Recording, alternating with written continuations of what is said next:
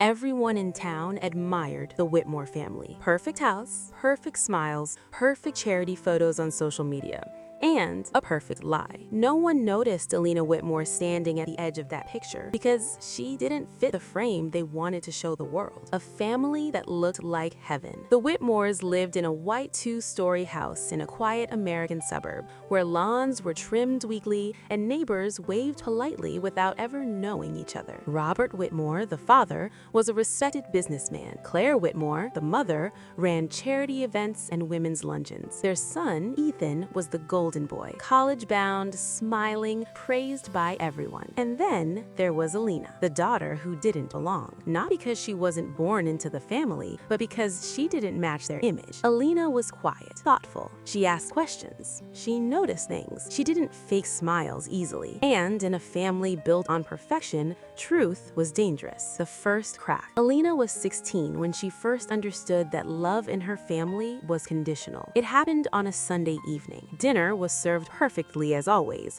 Polished table, white plates, gentle laughter. Robert cleared his throat. "Alina," he said calmly, "we need to talk about your behavior." Her heart tightened. "I didn't do anything," she replied softly. Claire smiled, but it didn't reach her eyes. "You embarrassed us today," her mother said. "At church?" "Yes," Claire continued, asking questions about where the donation money goes. People were listening. Robert's voice hardened. "We don't raise our children to cause problems." That night, Alina learned something important. The truth mattered less than appearances. The scapegoat is chosen. From that day forward, Alina became the problem. When money went missing, Alina was blamed. When a neighbor complained, Alina was accused. When something didn't go according to plan, Alina was punished. Ethan could do no wrong. Alina could do nothing right. And slowly, quietly, the family began rewriting reality, one lie at a time. The betrayal that changed everything. At 18, Alina discovered the truth. She found documents in her father's office, financial records tied to the family's charity. Donations weren't helping anyone, they were being redirected. When she confronted her parents, her hands were shaking. "This is wrong," she said. "People trust you." Robert stared at her coldly. "You should have stayed silent," he replied. That was the moment Alina stopped being a daughter. She became a threat, thrown away with $10. The next morning, Alina's suitcase was waiting by the door. Claire handed her $10. "That's enough for a bus ticket," her mother said flatly. "You're no longer welcome here." Alina looked at her family, at the people who modeled for cameras and prayed in public. "You're choosing lies over me," she whispered. Robert didn't answer. The door closed, and just like that, the perfect family erased her existence, alone in the real world. Alina stood at the bus stop with the suitcase, $10, no phone, no place to go. The bus arrived. She stepped on, not knowing where it would take her, only knowing she could never go back. As the town disappeared behind her, something hardened inside her. She wasn't crying anymore. She was remembering the promise. That night, sleeping on a bench in a city she didn't know, Alina made herself a promise. One day, the world will see who they really are. And when it does, I won't beg, I won't scream. I'll let the truth destroy them. This wasn't rage, this was patience. The bus dropped Alina in a city that didn't know her name and didn't care to learn it. Neon lights flickered above cracked sidewalks. People hurried past her as if she were invisible. The warmth of her old home, fake as it was, felt like a distant dream now. She stepped off the bus with nothing but a worn suitcase and $10 folded tightly in her palm. $10. That was her family's final measure of her worth. First night alone. Alina walked for hours, afraid to stop, afraid to sit, afraid that if she rested, she would break completely. She found a small diner just before midnight. A sign on the door read, "Open 24 hours." She ordered the cheapest item on the menu, a cup of coffee, and sat in the corner, pretending to sip it slowly so she wouldn't be asked to leave. The waitress noticed. "You got somewhere to go, honey?" she asked gently. Alina shook her head. That was the first time she cried. Not loudly, not dramatically, just quiet tears that fill into the coffee she couldn't afford to finish. Learning hunger. By morning, the city taught her its first lesson. Hunger doesn't care how innocent you are. She spent her $10 carefully. A bus ride, a piece of bread, one bottle of water. By nightfall, the money was gone. So was the safety she once thought was guaranteed by blood. She slept in a shelter that smelled of disinfectant and despair. Every sound made her flinch. Every shadow felt dangerous. But she survived the night and the next. The invisible girl. Days passed. Alina learned how to become invisible. Walk fast. Don't make eye contact. Don't ask for help too many times. She applied for jobs everywhere, cafes, stores, laundromats, but without an address or phone, most places didn't even look at her. At night, she replayed memories of her family, the smiling photos, the charity events, the speeches about kindness, and the way they closed the door on her without hesitation. A small chance. One afternoon, a small bookstore owner noticed her standing outside, staring at a help wanted sign. "You can read?" the woman asked quickly. "Yes," Alina replied. "Then you can work." That was it. No interview, no questions. Just a chance. Work, pain, and persistence. The job paid barely enough to survive, but it was honest. Alina cleaned shelves, sorted books, and worked long hours. At night, she slept in a shared room with strangers. She was exhausted. She was lonely. She was still standing. And something else was happening quietly inside her. She was learning, watching the perfect family from afar. One night, scrolling through a borrowed phone, Alina saw them. The Whitmores. A new article praised their charity work, smiling faces, big donations, perfect headlines. Her chest tightened, but she didn't rage. She saved the article. She remembered everything. The seed of revenge. Revenge didn't arrive as anger, it arrived as clarity. Alina realized something powerful. The family who destroyed her depended entirely on appearances, and appearances could be shattered. But not now, not yet. She needed time, she needed knowledge, she needed strength, and she was willing to wait. The silent transformation begins. Late at night after work, Alina read books about business, law, finance, human behavior. She didn't know why yet, only that understanding the system was the only way to defeat it. She stopped crying. She stopped hoping for apologies. She started preparing. Survival was no longer Alina's only goal. It was simply the foundation. The bookstore became her refuge. Rows of paperbacks and hardcovers felt safer than any home she had known. The owner, Mrs. Hargreave, didn't ask questions, but she watched carefully, the way someone does when they recognize quiet strength. Alina worked harder than anyone else, not because she was grateful, but because she was hungry for control, a mind sharpened by pain. After closing hours, Alina stayed behind, reading whatever she could find: corporate law basics, financial ethics, memoirs of whistleblowers, stories of people who dismantled powerful systems. Every page felt like armor.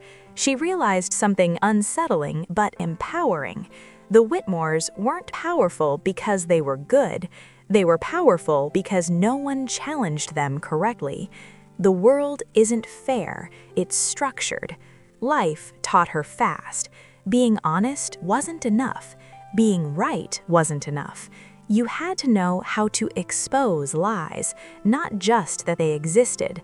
She began writing things down: patterns of behavior, what motivates people, how institutions protect themselves. Revenge, she learned, wasn't chaos, it was structure, a new ally. One evening, a regular customer noticed her notes. "You studying law?" he asked. Alina hesitated, trying to understand it. He smiled. "That's how it starts." His name was Daniel Cruz, a paralegal who spent his days buried in paperwork for firms that defended powerful people. You don't beat them by screaming. You beat them by knowing their rules better than they do. Those words stayed with her. The first step forward. With Daniel's guidance, Alina learned how public records worked, how to request financial disclosures, how nonprofits could be legally investigated, not to act yet, just to prepare. Meanwhile, the perfect family thrives. Back in the suburbs, the Whitmores were shining. Claire hosted charity galas, Robert expanded his business, Ethan posted smiling photos from college. No mention of Alina. To the world, she never existed. To Alina, that silence was fuel. The fire inside. At night, lying on a thin mattress, Alina thought about the moment she was handed $10. Not with anger anymore, with focus. She whispered to herself, "You taught me how easily love disappears. I'll teach you how easily lies collapse." The decision. Alina made her choice. She wouldn't destroy them with violence. She wouldn't humiliate them with emotion. She would outgrow them. And when the time came, she would let the truth speak so loudly that no smile could cover it. Nothing about Alina's rise was fast. It was slow, exhausting, and invisible, just the way she wanted it. Years passed, marked not by celebrations, but by milestones only she noticed. Her first steady paycheck, her first rented room with a lock on the door, her first savings account with her own name on it. No one applauded, no one cared. And that was perfect, becoming untouchable. Alina enrolled in night classes at a community college. She studied business ethics, accounting, and public administration. During the day, she worked. At night, she learned. Sleep became optional. Focus became permanent. While others partied, Alina built a future quietly, brick by brick. She learned how nonprofits worked, how money flowed, how reports were written, how numbers could hide lies in plain sight. And every lesson reminded her of the Whitmores. Watching from the shadows. Occasionally, she searched their names. New charity foundation, awards for community leadership, photos of smiling donors and politicians. They were more powerful than ever. But Alina didn't feel fear, she felt confirmation. The higher they climbed, the harder the fall would be. A new identity. Alina stopped introducing herself as a victim. She was a student, a worker, a woman who knew how systems worked. People began to trust her, not because she demanded it, but because she earned it. Professors noticed her discipline. Employers noticed her precision. Mentors noticed her silence. Silence made people underestimate her, and underestimation was her greatest weapon. The scar that never faded. One night, while organizing old papers, Alina found the $10 bill she had never spent. It was folded, worn, almost fragile. She held it in her hand and felt the weight of everything it represented. Rejection, betrayal, survival. She placed it back in an envelope, not as pain, as proof. The first real power. Years after she was thrown out, Alina landed a job at a compliance consulting firm. She didn't celebrate, she simply nodded and went to work. This job gave her something priceless: access to information, understanding of legal exposure, insight into how powerful families protect themselves. She was inside the system now, and the system didn't recognize her as a threat. Yet. Meanwhile, cracks in perfection. Behind closed doors, the Whitmores were changing. Robert felt pressure to keep appearances flawless. Claire became obsessed with image. Ethan learned how to lie effortlessly. The family wasn't happy. They were desperate to stay admired, and desperation made people careless. Alina's patience. Alina didn't rush. She knew revenge rushed was revenge wasted. She waited, she watched, she prepared. Because when she moved, she would move once. Revenge never announces itself. It begins with a question. Alina discovered that question late one evening while reviewing a routine compliance file at work. The numbers looked normal, too normal. Perfect rounded figures where they should have been fluctuation. She felt a familiar tightening in her chest. She had seen this before. A name she never forgot. The document header stopped her breath. Whitmore Family Foundation. For a moment, Alina simply stared at the screen. Years of patience crystallized into clarity. This wasn't emotion. This was opportunity. Professional distance. Alina said nothing. She followed protocol, requested additional documentation, and made careful notes. No accusations, no flags raised too early. The key was subtlety. She knew the Whitmores trusted the system because they believed they controlled it. They wouldn't notice a single analyst asking routine questions, patterns in the numbers. Night after night, Alina stayed late, tracing inflated administrative costs, shell vendors linked to Robert's associates, donations rerouted through layered accounts. Nothing illegal at first glance, but collectively damaging. A controlled breach. Instead of exposing anything yet, Alina did something smarter. She documented patterns. She built timelines. She compared reports year over year. And slowly, quietly, the perfect image began to crack on paper, where it mattered. The family's blind spot. The Whitmores believed danger came from journalists or activists. They never suspected a former daughter they had erased. Alina understood something crucial. The people who destroy you rarely imagine you surviving long enough to return. A test of nerves. At a charity gala live-streamed online, Alina watched Claire Whitmore smile under chandeliers. The same smile she wore the day she handed Alina $10.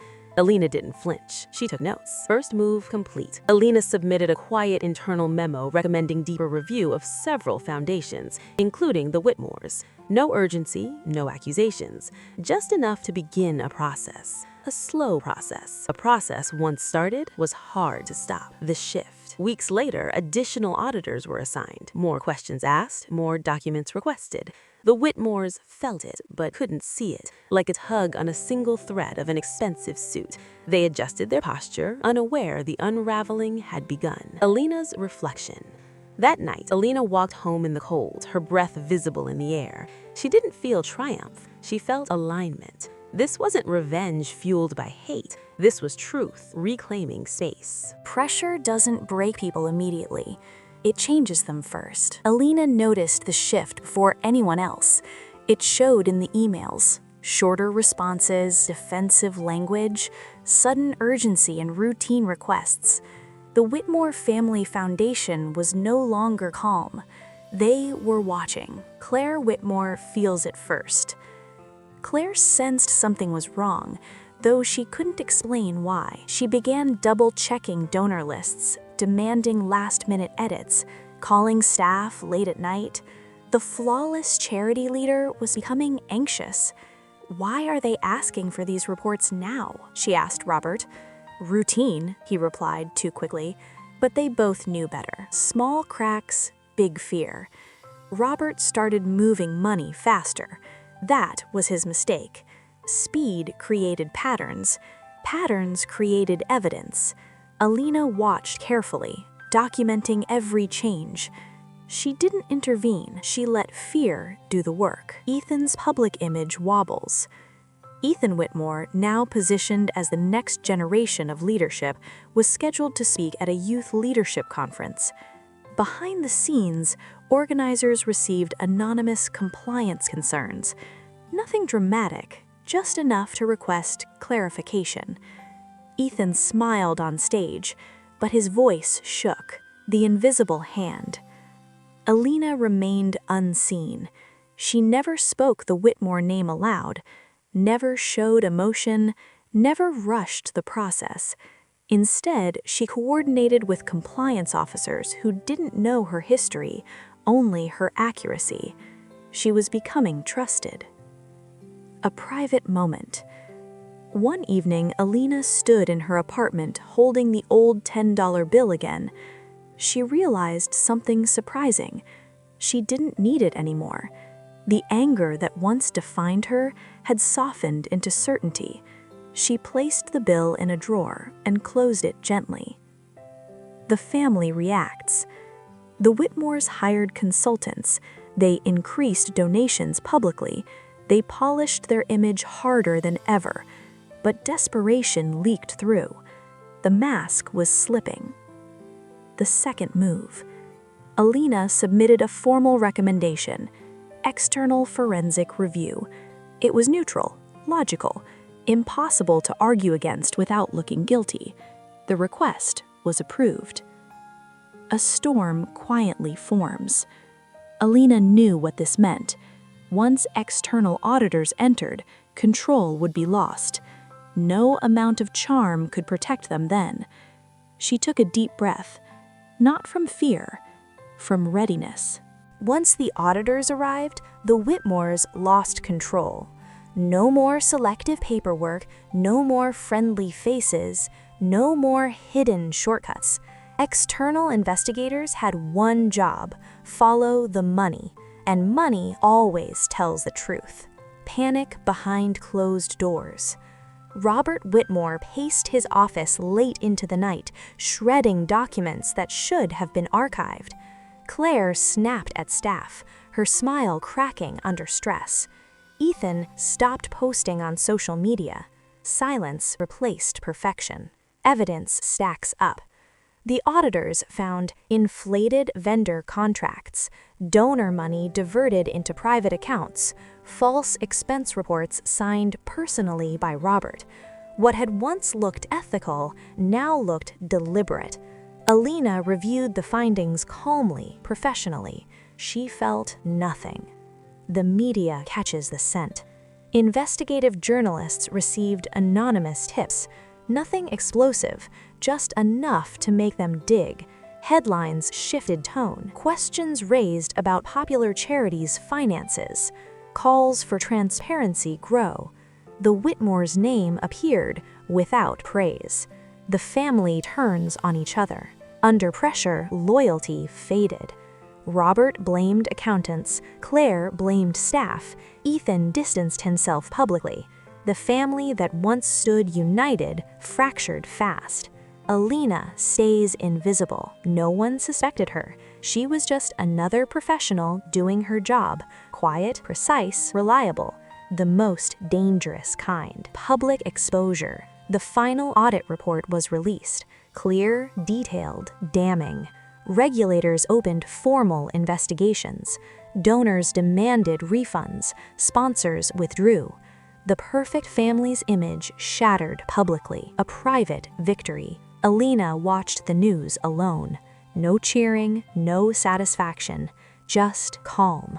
She whispered, "This is what truth sounds like." The Whitmores were finally forced into a private meeting with regulators, auditors, and legal advisors. Robert's hands shook. Claire's perfectly applied smile now looked forced. Ethan fidgeted nervously. For years, they had controlled appearances. Now they could control nothing. Alina's quiet presence. Alina didn't attend the meeting. She didn't need to. Her work, her documentation, her preparation spoke for her. And when the family's lawyers asked how the auditors found the discrepancies, every step led back, invisibly, to her careful groundwork. The first admission. Under pressure, Robert admitted minor wrongdoing. Claire's calm demeanor crumbled. "Everything I did was to protect the family's image," she said, but no one believed it. The proof was overwhelming. Even Ethan's defensive statements backfired. Public transcripts recorded his lies. Realization hits. For the first time, they understood. The girl they threw out with $10 was the reason everything was unraveling. Not a ghost, not a journalist, not a stranger. Alina had survived. She had learned the system. She had returned with the most powerful weapon, truth, and they couldn't touch her. Alina's moment. She walked past a newsstand outside the courthouse, seeing their faces splashed across newspapers. No headline mentioned her name, no article praised her bravery, and she smiled because she didn't need recognition. She needed justice. The family who once defined perfect now had their world dismantled quietly, legally, and completely. Public accountability. Regulators demanded restitution. Donors withdrew support. The Whitmores' reputation collapsed in the media. Alina had won, not with rage, not with confrontation, but with invisible, calculated brilliance. A final thought. Alina whispered to herself while walking through the city lights. "They tried to erase me. They tried to buy perfection. But truth can't be bought." The storm had passed, but its echoes remained everywhere. Courtrooms, headlines, empty gala halls. The Whitmore name, once spoken with admiration, was now spoken carefully, often with disbelief. Alina watched from a distance, as she always had. The fall becomes final. Regulatory charges moved forward, assets were frozen, the foundation was dissolved. Robert Whitmore resigned from every board he once dominated. Claire canceled events that would never be rescheduled. Ethan quietly withdrew from public life, his future forever marked by his family's lies. There would be no redemption tour, no return to perfection. Alina faces herself. For the first time since she was thrown out, Alina asked herself a hard question: what now? Revenge had been a chapter, not the ending. She took a week off work. No news, no investigations, no reminders. She walked, she rested, she breathed. And she realized something profound. She was free long before they fell. Healing without apologies. The Whitmores never reached out. No apologies, no explanations. And Alina no longer needed them. Closure didn't come from hearing sorry. It came from knowing the truth had won. A new purpose. Alina accepted a leadership role at a nonprofit oversight organization, one that protected donors and ensured transparency. She helped others expose corruption quietly, ethically, and legally. Her story wasn't public, but her impact was real. The $10 bill, one last time. Alina opened the drawer. She took out the old $10 bill. Then she placed it in a frame, not as pain, as history. Alina stood in front of a mirror in her quiet apartment, adjusting the collar of her coat. The woman looking back at her was calm, confident, and whole. No fear, no anger, no need for approval. The girl who once stood at a bus stop with $10 and a broken heart no longer existed. A world that changed quietly. Time moved forward.